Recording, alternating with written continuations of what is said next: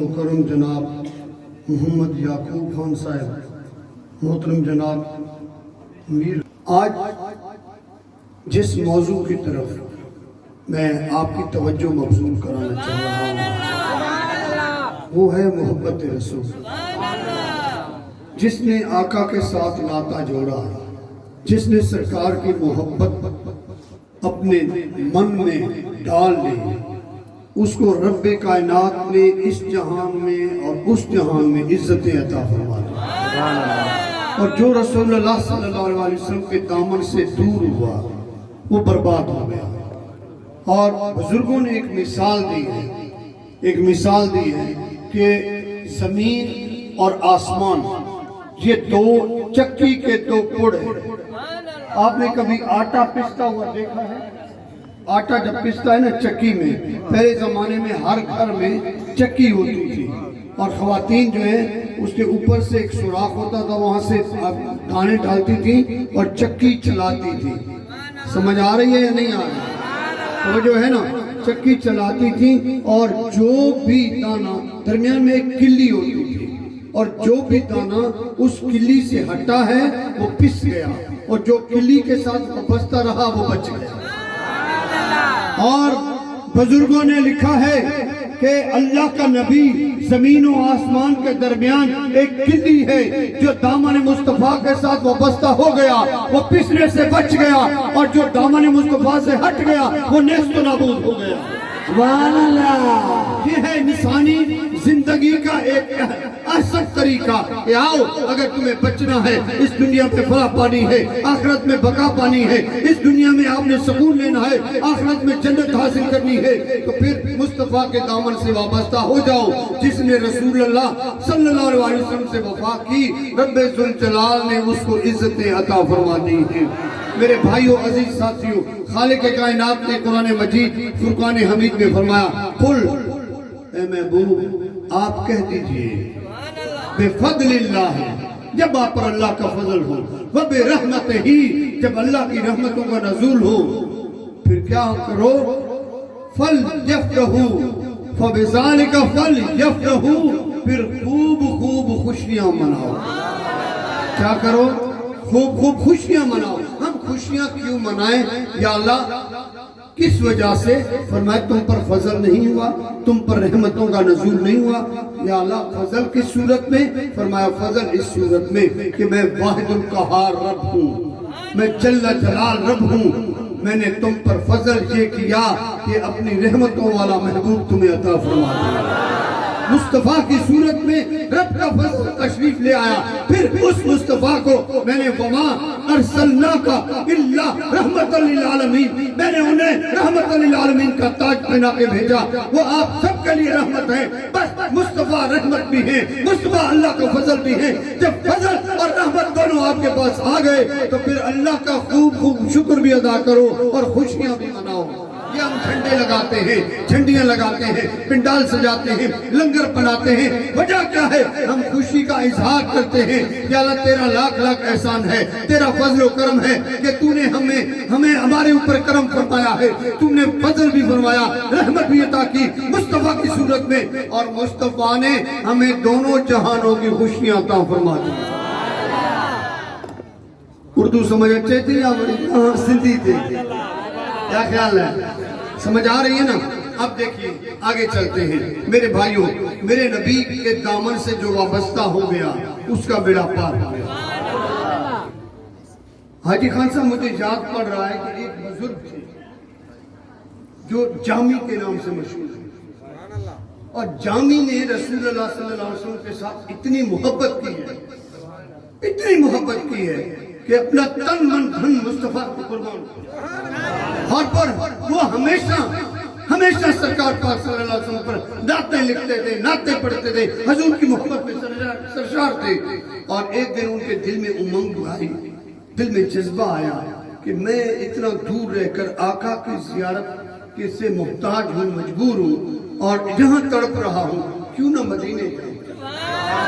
جب مدینہ شریف کا رخ کیا نا اور مدینہ شہر میں انٹر ہونے لگے تو گورنر مدینہ کو کملی والے آقا کی زیارت نصیب سرکار نے فرمایا فلاں کونے سے اس صورت کا شخص آ رہا ہے، اس کو روکنا، میرے روزے پہ آنا۔ گورنر نے اسی وقت سنتری بھیجے، اس کا ڈیزائن اسٹائل بتا دیا، جاؤ پکڑ کے لے آؤ، اس کو پکڑا، واپس بھیج دیا۔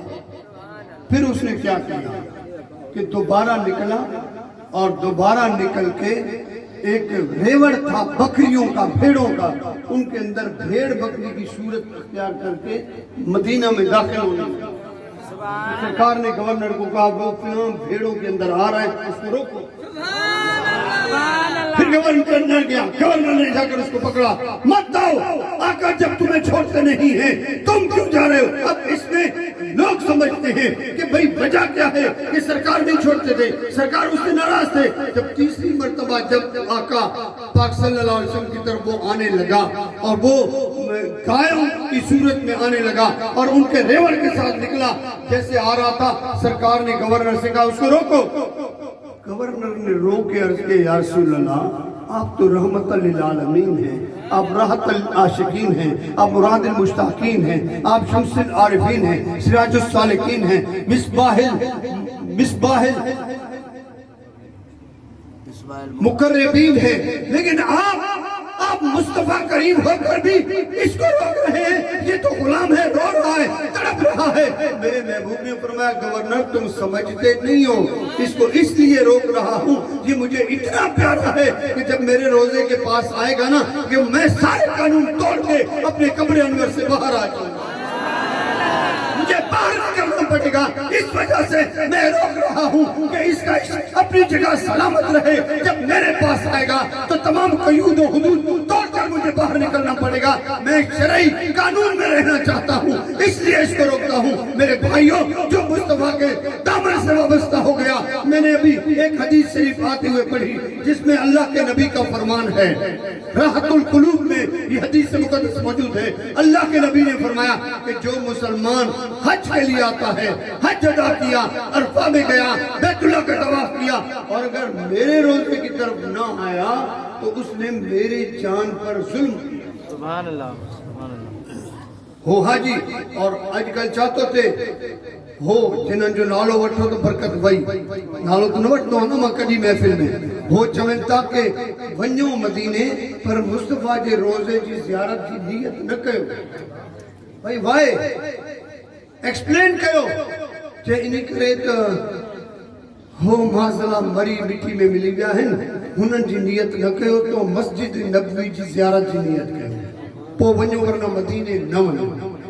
ماں ایک ماں کے ملیو انہی چو تو ماں سائیں مکہ پاک میں ماں جو یار اسان تو کرم تھیو حج تھی بیو ہنے صبح ونجو تھا مدینہ شریف چھے تو چھو ونجو تھا موت نہ تھو ونجو میں چھو بابا چھے نا جائز نہ ہے، اچھا تجھے لائے جائز نہ ہے، وجہ ہے آئے تو تو بدبختہ ہے، مدنی مٹھار جی رحمتن کو محروم آئے۔ جبکہ رب کائنات کے نبی نے فرمایا من زارا قبری وجبت لہو شفاعتی، جس نے بھی میری زیارت کی ہے، میری قبر کی زیارت کی ہے، اس کے لیے میری شفاعت لازم ہو گئی۔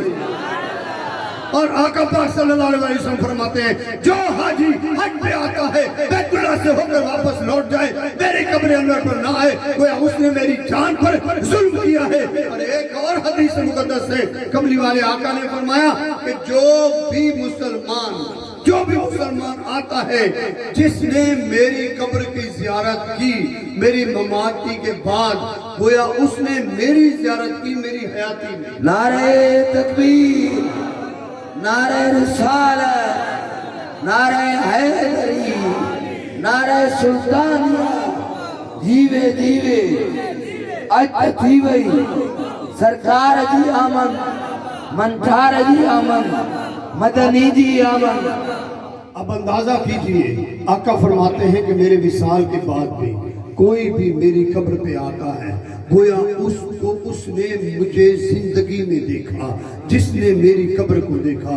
حضرت پیر منظور شاہ صاحب گزرے ہیں سہیوال والے. انہوں نے ایک دن مجھے گفتگو میں فرمایا کہ میں ایک کتاب لکھ رہا تھا عشق مصطفیٰ پہ اور روزے کی حاضری پہ, اور یہ جو ہے آپ کی حدیث مقدس, یہ میں لکھ رہا تھا کہ من زارا قبری وجبت لہو شفاعتی. مصطفیٰ کے روزے کے سامنے بیٹھا تھا میں اور حاجی سردار علی گوہر خان صاحب دامت برکات عالیہ, ہم ہمیشہ اسی طرف سے آقا کے روزے کی طرف جاتے ہیں, سرکار کے قدموں میں حاضری لیتے ہیں. قدمین شریفین کے باہر وہ منظور شاہ فرما رہے ہیں کہ میں کتاب لکھ رہا تھا اور میرے ذہن میں خیال آیا کہ یا اللہ کے نبی نے فرمایا ہے کہ من زارا قبری وجبت لہو شفاعتی, جس نے میری قبر کی زیارت کی اور اس پر میری شفاعت لازم ہو گئی. اب مجھے تو قبر کی زیارت نہیں ہوئی ہے, میں تو روزے کے باہر ہوں.